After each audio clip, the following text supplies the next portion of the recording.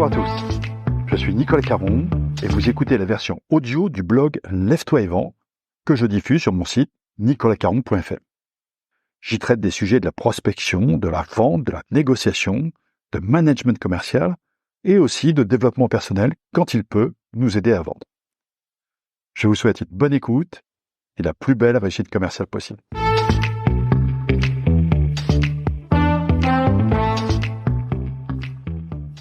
Aujourd'hui, un article de management commercial. Son titre, Formation commerciale, 5 pièges à éviter. J'ai dirigé un cabinet de formation commerciale pendant près de 20 ans. J'y ai vendu et déployé de très nombreux projets qui concernaient des populations de quelques personnes à plusieurs milliers. J'ai vraiment pris beaucoup de plaisir à faire ce métier. Mais je dois l'avouer, j'ai régulièrement été choqué par des situations qui me paraissaient complètement ubuesques. Parfois, mes clients comprenaient ma surprise et réagissaient. Parfois, ils préféraient tuer le messager, et dans certains cas, c'est vrai, je ne disais rien, car je n'avais pas toujours l'âme de Don Quichotte. Alors, si vous vous apprêtez à mettre en place un projet de formation commerciale, voilà mon top 5 des pires absurdités que j'ai pu rencontrer. Déléguer le choix du programme et ou des intervenants au RH, récompenser le fait de se former des touristes, croire au miracle, ou tout mélanger. Passons en revue tous ces pièges, et si ça vous permet de les éviter, j'en serai ravi. Le premier, déléguer le choix du programme de formation commerciale et ou des intervenants au département RH. Alors, je risque de me faire mal voir des RH, mais vraiment, ça n'a rien de personnel. Je trouve que travailler aux ressources humaines est tout à fait noble et je n'aurais sans doute jamais été capable de bien faire nombre de tâches que ces services ont à accomplir. Donc, respect pour ça. En revanche, quand il s'agit de décider du programme d'une formation commerciale, je ne suis pas certain que les meilleurs décideurs soient au RH. Nombre d'expériences m'ont convaincu du contraire. Par exemple, non, savoir combien de méthodes pédagogiques différentes vont être utilisées pendant la session n'est pas forcément le meilleur critère de choix. Non, dire à un prestataire qu'il est sélectionné avec 7 autres cabinets pour répondre à un appel d'offres en 3 étapes qui aboutira au fabuleux privilège de former 15 collaborateurs ne donne pas envie aux meilleurs de concourir. Non, demander à tester des contenus d'une formation commerciale quand on n'a jamais vendu quoi que ce soit soi-même n'est pas une bonne façon de se faire une idée. Bref, le meilleur casting pour sélectionner un cabinet de formation commerciale est le manager commercial, voire un panel de commerciaux. Ce sont eux qui seront posés les vraies questions et valider si les réponses sont crédibles et adaptées à leur métier. Ensuite, au RH d'assurer la mise en œuvre la plus efficace possible.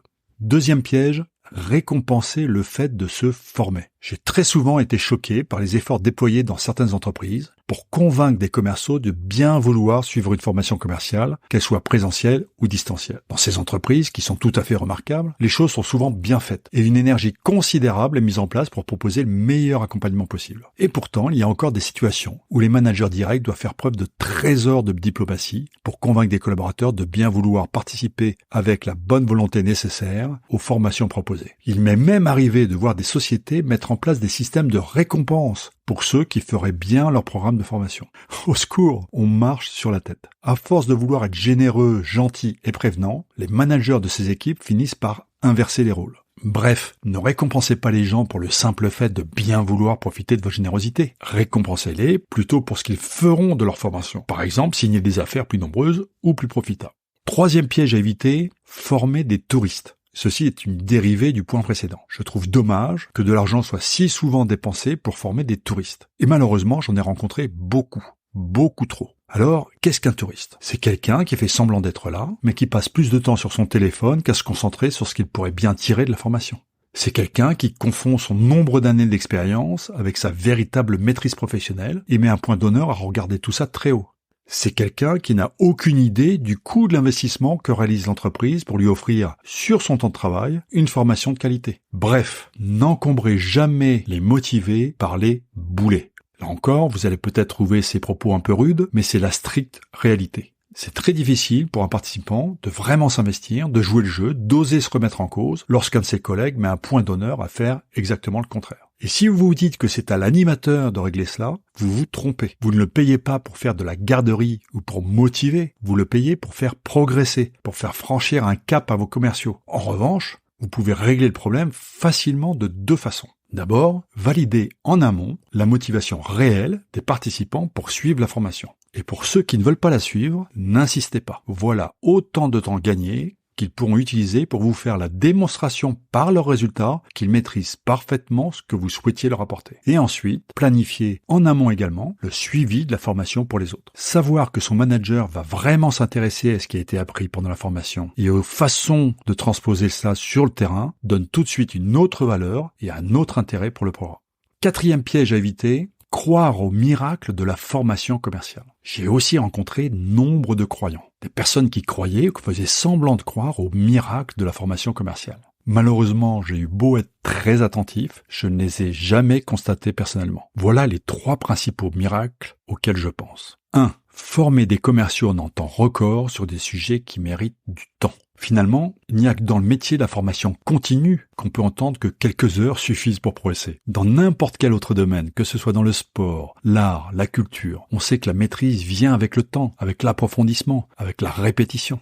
Numéro 2. Pensez que le progrès des commerciaux ne vient que du temps de formation commerciale. La meilleure formation est celle qui est précédée d'un travail personnel et suivie d'un réel effort de mise en œuvre. Le temps de formation en tant que tel n'est qu'un épisode dans un chemin et c'est l'ensemble de ce chemin qui doit être pensé pour espérer capitaliser sur les quelques jours de formation au sens propre. Enfin, le 3e miracle consiste à imaginer que les mises en œuvre seront immédiatement positives. Si la formation a été positive, les participants se seront remis en cause et seront décidés à mettre en œuvre de nouvelles pratiques. C'est très bien. C'est très bien, mais évidemment, ils vont se planter. Ils ne vont pas réussir tout de suite. C'est normal. Pete Sampras disait « Le secret du progrès est dans la capacité à rebondir positivement après un premier échec dans la mise en œuvre d'une nouvelle technique. » Dès lors qu'on a cela en tête, il est plus facile de comprendre pourquoi une formation sans suivi précis est un investissement inutile.